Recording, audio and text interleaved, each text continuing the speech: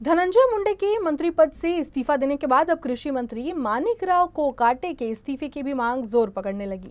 वैसे कोर्ट से मिली राहत पर पूर्व मंत्री अनिल देशमुख ने राज्य सरकार पर आरोप लगाते हुए कहा कि कोकाटे सरकार की संरक्षण में है और उन्हें बचाने की कोशिश हो रही है। इसके साथ ही अनिल देशमुख ने प्रशांत कोरटकर के मामले में भी सत्ताधारी सरकार को घेरा है।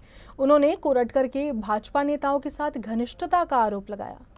राहुलजी गांधी यांच्यावर 24 तासामध्ये कारवाई करण्यात आली। कोर्टाचा निर्णय आल्यानंतर 24 तासामध्ये राहुल गांधींवर कारवाई करण्यात आली। आता कृषी मंत्री कोकाटेंवर आता इतके दिवस झाले, 4 दिवस झाले, अजून कारवाई करण्यात आली नाही।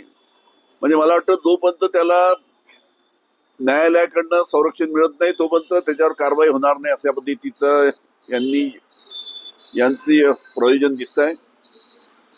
एकच म्हणणं आहे की विरोधी पक्षाच्या नेत्यांवर ज्या पद्धतीनं 24 तासामध्ये कारवाई होते त्याच पद्धतीनं सरकारमधले जे मंत्री आहेत त्यांच्यावर का होत नाही।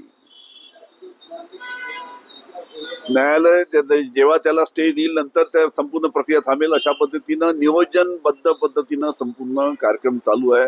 प्रशांत कोरटकर हे नागपूरचे आहेत आणि नागपूरच्या भारतीय जनता पार्टीच्या कोणत्या वरिष्ठ नेत्यावर त्याचे अतिशय जवळचे संबंध आहेत, घरगुती संबंध आहेत।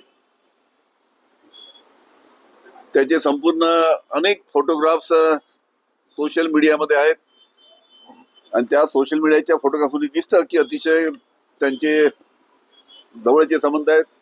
नागपूरकरांना सुद्धा हे माहित आहे की त्यांचे अतिशय जवळचे संबंध आहेत आणि म्हणून ज्या प्रशांत कोरटकरनी छत्रपती शिवाजी महाराज यांचा अवमान केला